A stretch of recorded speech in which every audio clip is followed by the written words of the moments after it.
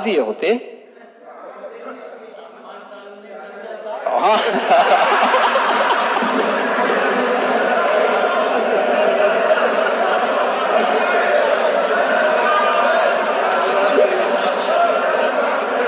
आप सच बोल लेते हैं, आप सच बोलने की हिम्मत कभी कभी कर लेते हैं और इसीलिए हम आपको पसंद भी करते हैं।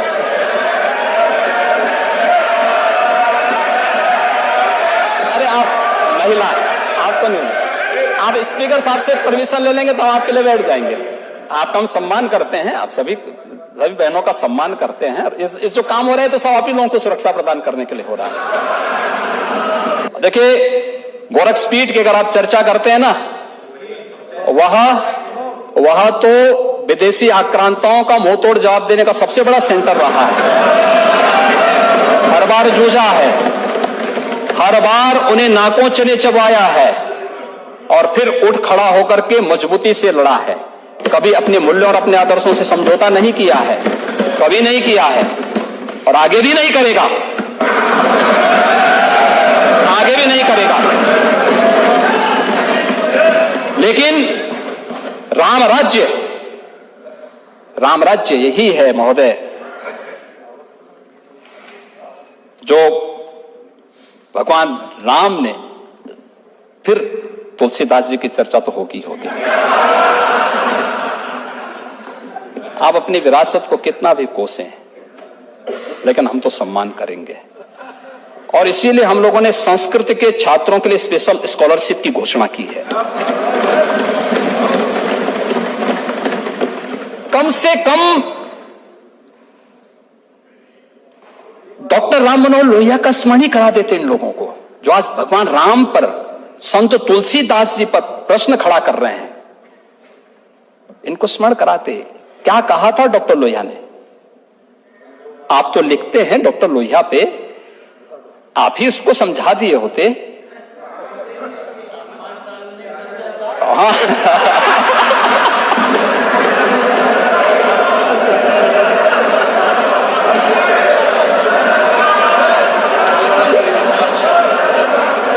आप सच बोल लेते हैं, आप सच बोलने की हिम्मत कभी कभी कर लेते हैं और इसीलिए हम आपको पसंद भी करते हैं।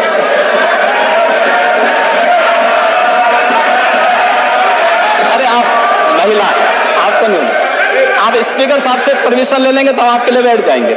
आपका हम सम्मान करते हैं, आप सभी बहनों का सम्मान करते हैं। इस जो काम हो रहा है तो सब आप ही लोगों को सुरक्षा प्रदान करने के लिए हो रहा है। लेकिन जो वास्तव में राम राज्य, यही तो कहा है रामचरितमानस ने, दैहिक दैविक भौतिक तापा, राम राज नहीं काहो व्यापा, सब नर करहि परस्पर प्रीति, चलहि स्वधर्म नृत्य सुति।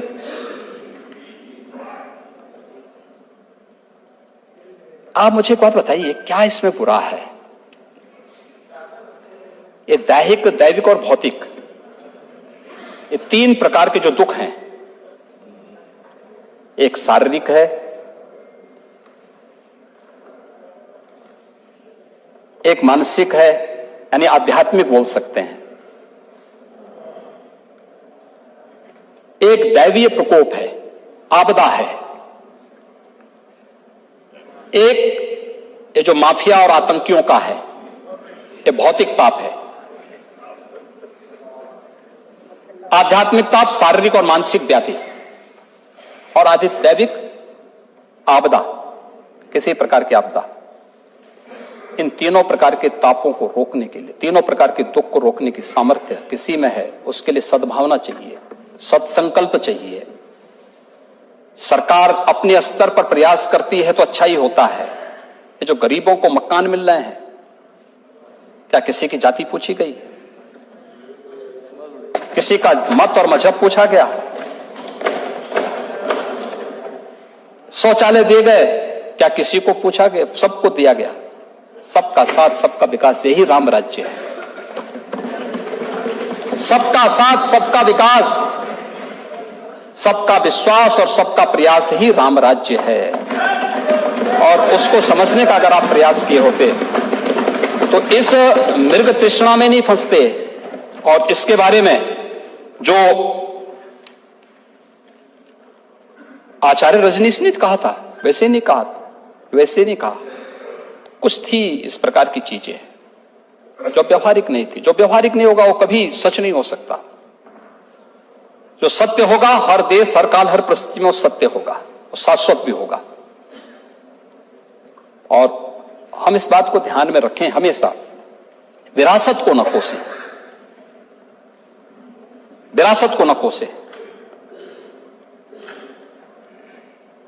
नेता विरोधी दल कह रहे थे कि आपने कह दिया, भाई अगर आप आक्षेप करेंगे तो उसका जवाब तो आक्षेप के रूप में ही होगा।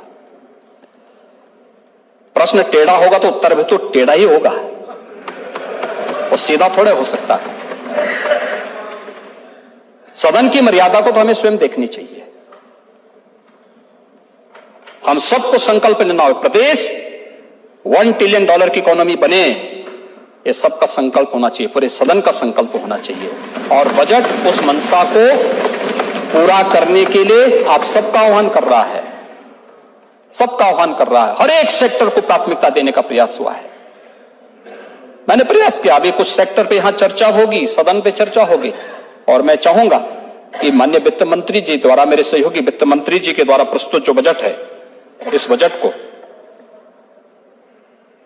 पास करने में सभी लोग सहयोग करें। उत्तर प्रदेश को देश की अग्रणी अर्थव्यवस्था के रूप में स्थापित करने के लिए अपना योगदान दें।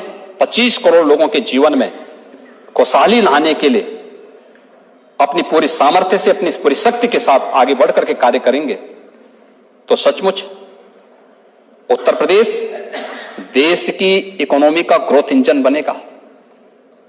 और उत्तर प्रदेश को अपनी इस जिम्मेदारी को निभाना चाहिए। इस जिम्मेदारी के साथ ही ये ग्लोबल इन्वेस्टर समिट हुआ था, G20 के समिट हुए थे। हमारा काम है सुंदरीकरण करना। हम के अतिथि आएंगे, हम सुंदरीकरण किए थे, हमने खूब सजाया था, खूब सजाएंगे आगे भी। अब जिसका काम चोरी करना होगा वो चोरी तो करेगा, क्या करेंगे आप? हमारा काम है अच्छा करना है, हमारा काम है हर गरीब के जीवन में खुशहाली लेके आना, उनके लिए फूल बिछा देना, स्वागत के लिए उनको खूब आवभगत करना। लेकिन जिसकी प्रवृत्ति ही सूल पैदा करने की होगी, उससे फूल की उम्मीद कैसे आप कर सकते हैं? और इसलिए मैं बहुत विनम्रता से कहूंगा कि राम राज्य की अवधारणा समाजवाद से नहीं, सत्संकल्प से होगी, दृढ़ इच्छा शक्ति से आगे बढ़कर के होगी। एक ऐसी अवधारणा जिसमें भेदभाव किसी के साथ ना हो, न जाति, न मत, न मजहब, सबका साथ, सबका विकास, सबका विश्वास और सबका प्रयास, ये राम राज्य का सबसे मूल मंत्र है। और इस मूल मंत्र को अंगीकार करते हुए बजट प्रस्तुत किया गया है। मैं वित्त मंत्री को, उनकी पूरी टीम को इसके लिए बधाई देता हूं और पूरे सदन से अपील करूंगा कि इस बजट को पास करके उत्तर प्रदेश सर्वसमावेशी एक समग्र विकास की आधारशिला रखने वाले आत्मनिर्भर उत्तर प्रदेश की इस बुनियाद को और मजबूत करने में अपना योगदान दें। अध्यक्ष जी, आपने समय दिया, धन्यवाद।